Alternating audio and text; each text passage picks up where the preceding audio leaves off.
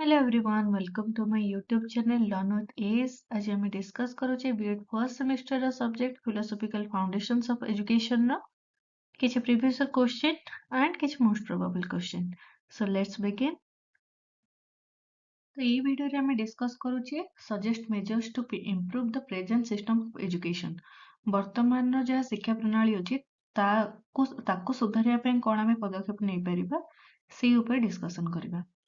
Improving the present system education is essential to meet the needs of a rapidly changing society. In the 21st century, education must go beyond rote memorization and examination oriented learning. It should focus on developing critical thinking, creativity, moral values, skills, and holistic personality development. The following measures can help in improving the present system of education. ତ ଏବେର ବା ବର୍ତ୍ତମାନର ଯୋଉଟା କି society ହଉଛି ବହୁତ ଜଲ୍ଦି change ହଉଛି, ଦ୍ରୁତ ଭାବରେ ପରିବର୍ତ୍ତନ ହଉଛି. ତ ଏଇ ସ୍ଥିତିରେ ଏଜୁକେସନ ସିଷ୍ଟମକୁ ଗୋଟେ ଆଧୁନିକ ଆଉ ତାର ଆବଶ୍ୟକ ଅନୁସାରେ କେମିତି ଗଢି ଉଠିବ ତା ଦିଗରେ ପଦକ୍ଷେପ ନେବା ବହୁତ ଜରୁରୀ. ତ 21st ସେଞ୍ଚୁରୀରେ ଏବେ ଆମର ଯାହା ଏଜୁକେସନ ଅଛି ଖାଲି ଘୋଷା ପାଠ କି କେବଳ ଏକ୍ସାମ ବା ପରୀକ୍ଷାମୁଖୀ ନ ହୋଇ जोटा कि थिंकिंग ओरिएंटेड, जोटा कि चिंतन क्षमता जमती बढ़िबो, सृजनशीलता आ गोटे स्किल्स बा होलिस्टिक डेवलपमेंट, गोटे जो सामग्रिक दक्षता विकास, नैतिक मूल्य एई सबु केमती डेवलप हेई परिबो ता उपरे चिंता करिबा आवश्यक. तो स्टेप बाय स्टेप आम डिस्कस करबा कोन रहउची तार क्लासिफिकेशंस. फर्स्ट होची shift from rote learning to conceptual understanding. तो जोटा कि घोषा पाठ बा आमे जोटा कि मगअप कहू, तो सेई प्रणाली धारणामूलक बा कॉन्सेप्चुअल अंडरस्टैंडिंग को केमती आमे शिफ्ट कर परिबा से ऊपर डिस्कशन करबा. तो एबेर जोटा शिक्षा प्रणाली तार बेसी असुविधा होची कि जोटा घोषा पाठ बा रटना प्रणाली जोटा कहती.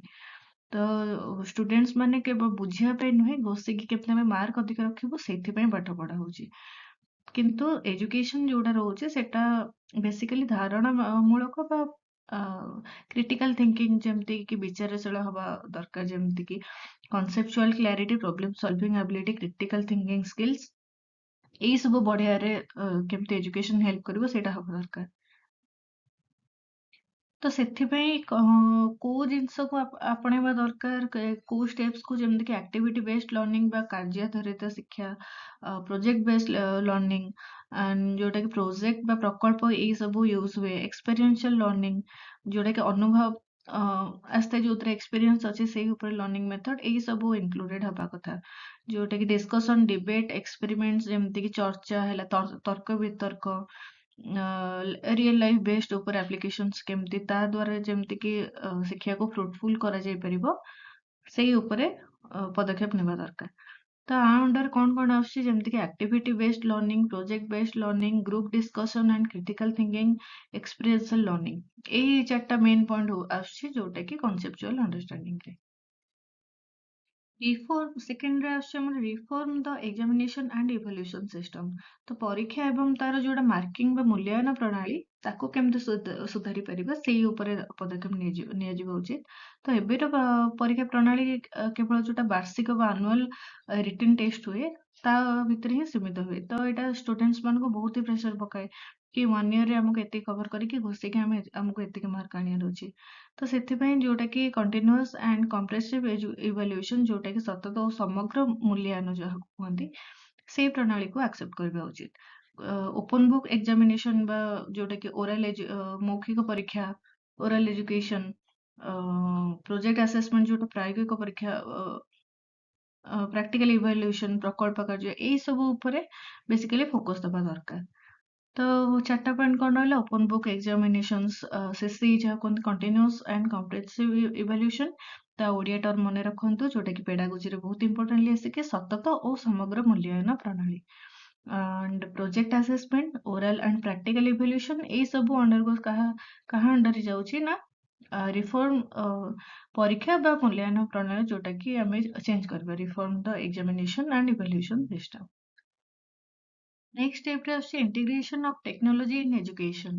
ପ୍ରଯୁକ୍ତି ବିଦ୍ୟା ବା ଟେକ୍ନୋଲୋଜି ଯୋଉଟା ଏଜୁକେସନ୍ ତାକୁ ଶିକ୍ଷାରେ କେମିତି ପ୍ରଯୁକ୍ତିର ତାକୁ ଇଣ୍ଟିଗ୍ରେଟ୍ କରିବା, ସମ୍ମିଳନ କରିବା, ସେଇ ଉପରେ ସେଇ ଦିଗରେ ଆମକୁ ପଦକ୍ଷେପ ନେବା ଉଚିତ।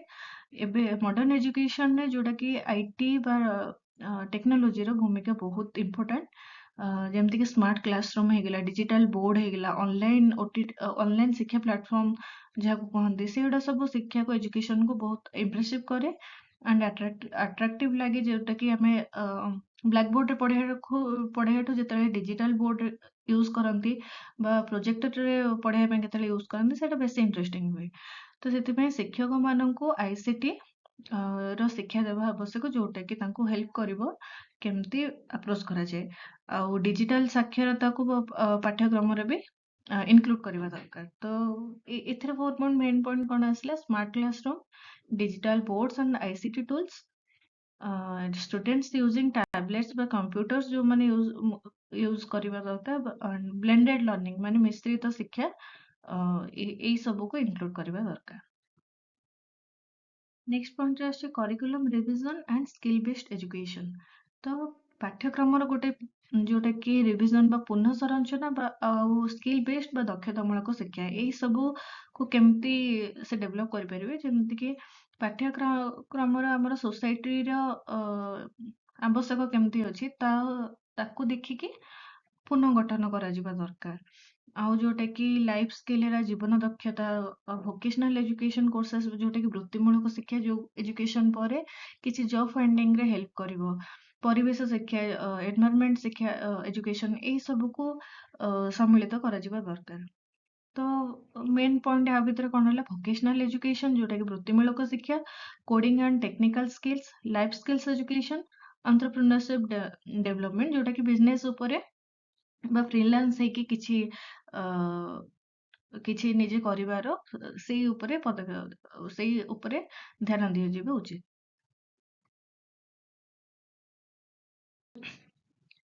ତ 5th ପଏଣ୍ଟରେ ଆମର ଆସୁଛି teacher training and professional development. ତ ଯୋଉଟାକି ଶିକ୍ଷକ ଶିକ୍ଷା ବା ତାଙ୍କର ପ୍ରୋଫେସନାଲ ବା ବୃତ୍ତିଗତ ଉନ୍ନତି। ତ teachers are the backbone of the education system. ଶିକ୍ଷକ ମାନେ ହେଉଛନ୍ତି ଗୋଟେ ଏଜୁକେସନ ସିଷ୍ଟମ ବା ଶିକ୍ଷା ପ୍ରଣାଳୀର ଗୋଟେ ମୂଳ ଭିତ୍ତି। ତ ସେଥିପାଇଁ ସମୟୋପଯୋଗୀ ବା ପ୍ରଶିକ୍ଷଣ ଆଉ ୱାର୍କସପ୍ ଯୋଉଟାକି କର୍ମଶାଳା, ତାକୁ ବି ଆୟୋଜନ କରାଯିବା ଉଚିତ। Teachers should be encouraged to attend workshops, seminars, and conferences. A supportive environment and proper incentives will enhance teacher motivation and effectiveness. ତ ଯେତେବେଳେ କିଛି ଟାଇମ୍ ଲିମିଟ୍ ଭିତରେ ଟିଚର ମାନଙ୍କୁ ବିଭିନ୍ନ ପ୍ରକାର ୱାର୍କସପ୍ ହେଲା, ସେମିନାର, ଯୋଉଟାକି ୱାର୍କସପ୍ରେ କ'ଣ ନା ଟିଚର୍ସ ହେଲେ, ଷ୍ଟୁଡେଣ୍ଟସ୍ ହେଲେ, କିଛି ପ୍ରୋଫେସନାଲ ୱାର୍କର୍ସ ଆଣ୍ଡ କିଛି ହାୟର ଏଜୁକେସନ ସମସ୍ତେ ଇନକ୍ଲୁଡେଡ୍ ଥାନ୍ତି, ଯୋଉଥିରେ କିଛି ନୂଆ ଲର୍ଣ୍ଣିଂ ସ୍କିଲ୍ସ ର ଡିସ୍କସନ୍ ହୁଏ, କିମ୍ବା କୋଉ ବିଷୟରେ କେମିତି ଆଗକୁ ଯାଇପାରିବା ସେ ସବୁରେ ଡିସ୍କସନ୍ ହୁଏ। ଏଇ ସବୁ ଆଟେଣ୍ଡ କଲେ ମଡର୍ନ ଏଜୁକେସନ ପ୍ରତି ସେମାନେ ଇନଭଲ୍ଭ ହେଇପାରିବେ। ତ ଗୋଟେ ଟିଚର ମାନଙ୍କୁ କେମିତି ଆଗ୍ରହ ହବ କି ଗୋଟେ କିଛି ସପୋର୍ଟିଭ ଏନଭାୟରନମେଣ୍ଟ ଆଉ ପ୍ରପର ଇନସେଣ୍ଟିଭ୍ସ, ଯେମିତିକି କିଛି ତାଙ୍କର କ୍ୟାରିୟର ଗ୍ରୋଥ ହେଲା, କି କିଛି ତାଙ୍କୁ ରେକଗ୍ନିସନ ମିଳିଲା, କିଛି ମନି, ଏଇ ଉପରେ ତାଙ୍କୁ ହେଲ୍ପ ହେଲେ ତାଙ୍କରକୁ ବି ମୋଟିଭେସନ ମିଳିବ କି ହଁ ଆମେ ବି ଆକୁ ଆପଣେଇକି ଆଗକୁ ନେଇଯିବୁ ବା ଷ୍ଟୁଡେଣ୍ଟସ୍ ମାନଙ୍କୁ ଭଲସେ ତାଙ୍କୁ ଯେମିତି ମଡର୍ନ ଏଜୁକେସନ କ'ଣ ଅଛି ତାଙ୍କୁ ସେଟା ପାସ୍ କରିପାରିବୁ। ତ ଏଇ ଅଣ୍ଡରରେ କ'ଣ ପଏଣ୍ଟ ଯାଉଛି? Teacher training workshops, professional development seminars, ICT skill enhancement. ଆଇସିଟିର ଫୁଲ୍ ଫର୍ମ କ'ଣ? Information and communication technology. Continuous learning for teachers. ତ ଟାଇମ୍ ଟୁ ଟାଇମ୍ ଟିଚର୍ସ ମାନେ ଗୋଟେ ପ୍ରପର ଲର୍ଣ୍ଣିଂ ୱେରେ ରହିବା ଦରକାର, ଯୋଉଟାକି ତାଙ୍କୁ ହେଲ୍ପ କରେ ଷ୍ଟୁଡେଣ୍ଟ ମାନଙ୍କୁ ନଲେଜ ପାସ୍ କରିବାରେ।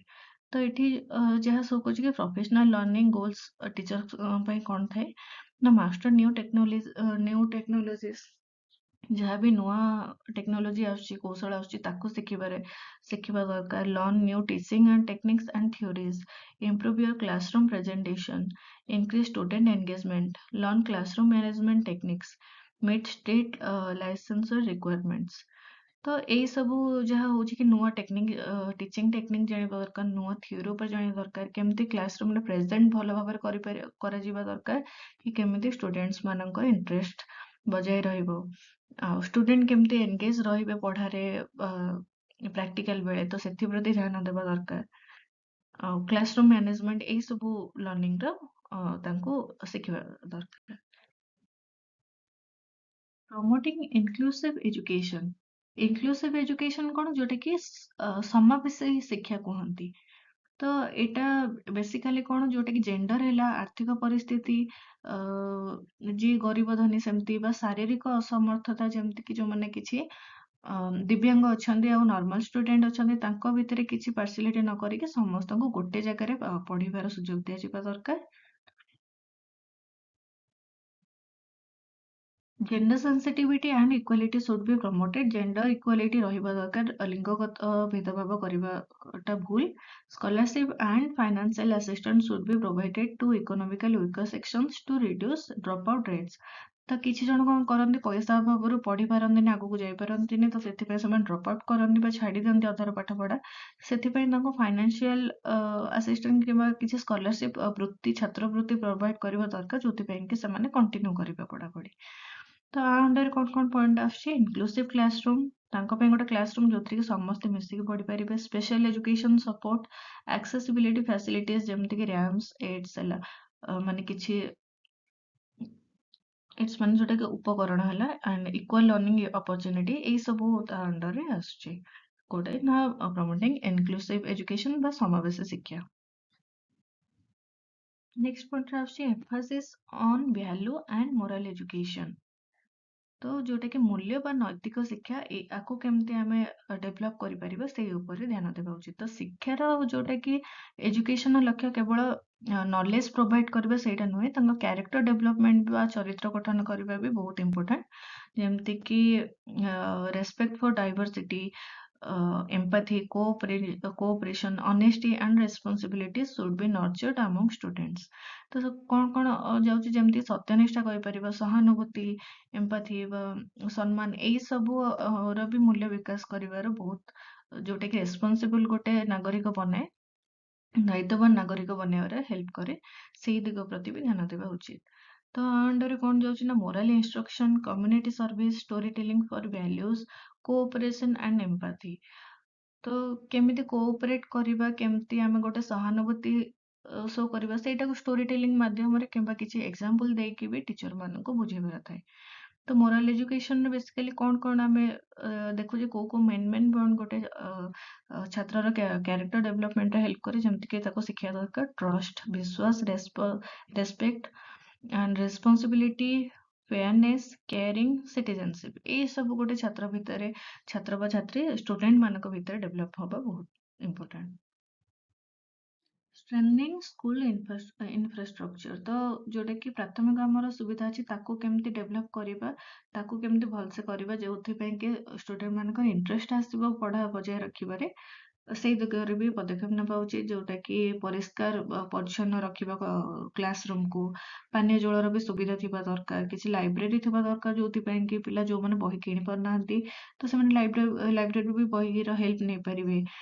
ଆଣ୍ଡ ପ୍ରଯୁକ୍ତି ବିଦ୍ୟା ବା ପ୍ରୟୋଗଶାଳା, ଏଇ ସବୁର ସୁବିଧା ଦେଖିବା ଦରକାର।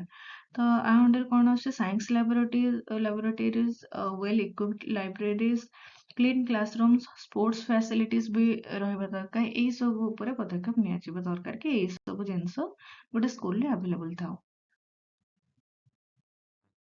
ସେକେଣ୍ଡ ଲାଷ୍ଟ ପଏଣ୍ଟରେ କଣ ଆସୁଛି, ଏନକରେଜିଂ ପ୍ୟାରେଣ୍ଟାଲ ଆଣ୍ଡ କମ୍ୟୁନିଟି ଇନଭଲଭମେଣ୍ଟ, ଯୋଉଟା କି ପ୍ୟାରେଣ୍ଟାଲ ବା ଅଭିଭାବକ ଓ କମ୍ୟୁନିଟି ସମୁଦାୟର ଇନଭଲଭମେଣ୍ଟ, ସହଭାଗିତା ଯାହାକୁ କୁହନ୍ତି, ସେଟା ରହିବା ଦରକାର।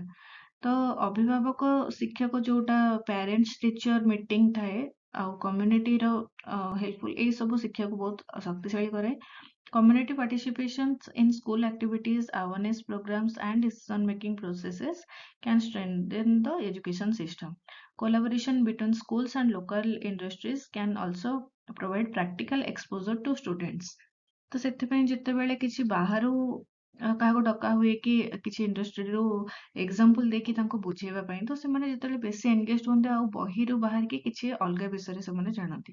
ତ ସମସ୍ତଙ୍କ କୋଲାବୋରେସନ ଆଉ ପ୍ଲସ୍ କମ୍ୟୁନିଟି ଇନଭଲଭମେଣ୍ଟ, ଏଇ ସବୁ ନିହାତି ଦରକାର। ଯେମିତିକି ପ୍ୟାରେଣ୍ଟ ଟିଚର ମିଟିଂ ହେଇଗଲା, ଯୋଉମାନଙ୍କର କ'ଣ ୱିକ୍ ପଏଣ୍ଟ ହେଉଛି, କ'ଣ ଆଉ ଇମ୍ପ୍ରୁଭ୍ କରାଯିବା ଦରକାର, ଏଇସବୁ ଡିସ୍କସନ୍ କରିପାରିବେ ଟିଚର୍ ପ୍ୟାରେଣ୍ଟସ୍ଙ୍କ ସହିତ। Community participations, industry school collaboration and active parental involvement, ଏଇସବୁର ମେନ୍ ଫୋକସ୍ ରହୁଛି କି କେମିତି ମଡ଼ର୍ଣ୍ଣ ଏଜୁକେସନ୍କୁ ଆମେ ଷ୍ଟ୍ରେନ୍ଥନିଂ କରିପାରିବା। ତ ନେକ୍ସଟ ପଏଣ୍ଟରେ ଆମର ଆସୁଛି ଫୋକସ୍ ଅନ୍ ହୋଲିଷ୍ଟିକ୍ ଡେଭଲପମେଣ୍ଟ, ଯୋଉଟାକି ସାମଗ୍ରିକ ବିକାଶକୁ ସୂଚାଏ। ତ ସେ ଏଜୁକେସନ୍ ସିଷ୍ଟମଟା ଖାଲି ଏକାଡେମିକାଲି ବା ପାଠ୍ୟପୁସ୍ତକରେ ସୀମିତ ରହିବା ଦରକାର ମାନେ କଥା ନୁହେଁ। ଖାଲି ଯେମିତି ସ୍ପୋର୍ଟସ୍ ହେଇଗଲା, ଗୀତ, ସଙ୍ଗୀତ, ନାଟକ, ଡ୍ରାମା, ଏଇସବୁ ଉପରେ ବି ଫୋକସ୍ କରିବା ଦରକାର, ଯୋଉଥିରେ କି କାହାର ହବିଜକୁ ବି ଇଣ୍ଟରେଷ୍ଟେଡ୍ ଆଣିବା ଦରକାର, ଯୋଉଥିପାଇଁ କି ଯୋଉଟା ହେଲ୍ପଫୁଲ୍ ରହିବ ତାଙ୍କୁ ବିଭିନ୍ନ ଏଜୁକେସନକୁ ଗ୍ରାବ୍ କରିବାରେ, ଆଉ ତାଙ୍କୁ ଫ୍ୟୁଚରରେ ବି କିଛି ଭାବିବାରେ, ଯୋଉଟା କି କ୍ରିଟିକାଲ ଥିଙ୍କିଂ, ଆନାଲିସିସ୍, ଏଇ ସବୁ ବି ହେଲ୍ପ କରାଏ। ତ ଏଥିରେ କ'ଣ ଇନକ୍ଲୁଡେଡ୍ ହବ? ସ୍ପୋର୍ଟସ୍ ଆଣ୍ଡ ଫିଜିକାଲ ଏଜୁକେସନ୍, ଯୋଉଟା କି ୟୋଗା, ପ୍ରାଣାୟାମ, ଏଇ ସବୁ ଯାଉଛି। Cultural activities, music and arts, overall personality development. ତ ଶିକ୍ଷାର ଏଜୁକେସନ୍ ଯୋଉଟା କି ବହିର ପୁସ୍ତକରୁ ଆସୁଛି, ତା ସହ ବି ବିଭିନ୍ନ ପ୍ରକାର କ୍ୟାରେକ୍ଟର ଡେଭଲପମେଣ୍ଟ ଦରକାର, ତମର ଏକ୍ସଟ୍ରା କରିକୁଲାର ଆକ୍ଟିଭିଟିଜ୍ ବି, ଏଇ ସବୁ ଡେଭଲପମେଣ୍ଟର ନିହାତି ଆବଶ୍ୟକତା ରହିଛି। ତ ଏଇ ସବୁର କନକ୍ଲୁଜନ ବା ସମରୀରେ କ'ଣ କହିପାରିବା, ଯୋଉଟା କି ପ୍ରେଜେଣ୍ଟ ଏଜୁକେସନ ସିଷ୍ଟମ ବା ବର୍ତ୍ତମାନ ଶିକ୍ଷା ପ୍ରଣାଳୀକୁ ଗୋଟେ ମଡର୍ଣ୍ଣ ସମାଜର ଆବଶ୍ୟକତା ପୂରଣ କରିବା ପାଇଁ ଗୋଟେ ହୋଲ୍ ସୁଧାର ଆବଶ୍ୟକ, ବା ଯୋଉଟା କି ଚେଞ୍ଜେସ୍ କହିପାରିବା, ଗୋଟେ ବଦଳିବା କିଛି ଦରକାର, ଯେମିତିକି conceptual learning, skill development, inclusive practices, teacher empowerment, technological integration and value based education, ଯୋଉଟାକି ଆମେ କହିପାରିବା ଧାରଣାମୂଳକ ଶିକ୍ଷା ଆଣ୍ଡ ସ୍କିଲ୍ ଡେଭଲପମେଣ୍ଟ, ଦକ୍ଷତା ବିକାଶ, ସମାବେଶୀ ପ୍ରବୃତ୍ତି, ଆଉ ଶିକ୍ଷକ ସଶକ୍ତିକରଣ, ଏଇ ସବୁ ବା ପ୍ରଯୁକ୍ତିର ସମ୍ମିଳନ, ଏଇ ସବୁର ଇନକ୍ଲୁଡିଂ ହବା ଦରକାର। ଆଉ ଏକ୍ସାମିନେସନ ରିଫର୍ମସ୍, ଇନଫ୍ରାଷ୍ଟ୍ରକ୍ଚର ଡେଭଲପମେଣ୍ଟ ଆର୍ ଇକ୍ୱାଲି ଇମ୍ପୋର୍ଟାଣ୍ଟ। ତ ଏକ୍ସାମ ଯୋଉଟା କି ସିଷ୍ଟମ ଅଛି, ତାକୁ ତା ପ୍ରଣାଳୀ ସୁଧାର, ଭୌତିକ ଯୋଉଟା କୁହନ୍ତି ଇନଫ୍ରାଷ୍ଟ୍ରକ୍ଚର ଡେଭଲପମେଣ୍ଟ, ତାକୁ ବି ସୁଧାର ଆଣିବା ନିହାତି ଦରକାର। ଆଉ ଏଜୁକେସନର ଲକ୍ଷ୍ୟ ଖାଲି ନଲେଜ ଟ୍ରାନ୍ସଫର କରିବା ନୁହେଁ, ବରଂ ଗୋଟେ ସ୍କିଲ୍ ବା ଦକ୍ଷ, ନୈତିକ ଆଉ ସୋସିଆଲି ରେସ୍ପନ୍ସିବୁଲ, ଯେମିତିକି ସମାଜ ପ୍ରତି ଜଣେ ଦାୟିତ୍ୱଶୀଳ ନାଗରିକ, ତାକୁ ଗଠନ କରିବାରେ କେମିତି ସହାୟକ ହେଇପାରିବ, ସେଇ ଉପରେ ବି ଧ୍ୟାନ ଦେବା ଦରକାର। ଏଇ ସମସ୍ତ ଯଦି ପଦକ୍ଷେପ ଗୋଟେ ଷ୍ଟେପ୍ ନିଆଯାଏ, ତାହେଲେ ଗୋଟେ ଶିକ୍ଷା ପ୍ରଣାଳୀ ବହୁତ ହି ଭଲରେ କାର୍ଯ୍ୟକ୍ଷମ ହୋଇପାରିବ, ଆଉ ଯୋଉଟା କି ଇକ୍ୱାଲି ଆଉ ଇକ୍ୱାଲିଟି ରହିବ, ଆଣ୍ଡ ଲର୍ନର ସେଣ୍ଟର୍ଡ ବା ଶିକ୍ଷାର୍ଥୀ କେନ୍ଦ୍ରିକ ହୋଇପାରିବ। A progressive and dynamic education system is the foundation of national development and social transformation. ତ ଗୋଟେ ଉନ୍ନତ ଆଉ ଗତିଶୀଳ ଶିକ୍ଷା ପ୍ରଣାଳୀ ହଉଛି ଗୋଟେ ନ୍ୟାସନାଲ ଡେଭଲପମେଣ୍ଟ, ଜାତୀୟ ଉନ୍ନତି, ଆଣ୍ଡ ସୋସିଆଲ ଟ୍ରାନ୍ସଫରମେସନ ବା ସାମାଜିକ ପରିବର୍ତ୍ତନର ଗୋଟେ ହଉଛି ବ୍ୟାକବୋନ୍ ବା ମୂଳ ଭିତ୍ତି। ତ ଭିଡ଼ିଓର ଏଇ ପାର୍ଟରେ ଆମେ କମ୍ପ୍ଲିଟ୍ କଲେ ପ୍ରେଜେଣ୍ଟ ସିଷ୍ଟମର ଏଜୁକେସନକୁ ଇମ୍ପ୍ରୁଭ୍ କରିବାରେ ଆମେ କ'ଣ ପଦକ୍ଷେପ ନେଇପାରିବା। ନେକ୍ସଟ ଭିଡ଼ିଓରେ ଆମେ ଡିସ୍କସ୍ କରିବା ଗାନ୍ଧିଜୀଙ୍କର କନସେପ୍ଟ ଏଜୁକେସନ ଉପରେ କ'ଣ ଥିଲା, ତାର କିଛି ମେରିଟ୍ ଆଣ୍ଡ ଡିମେରିଟ୍ସ। ସୋ ଦେଖା ହବ ନେକ୍ସଟ ଭିଡ଼ିଓରେ। Thank you.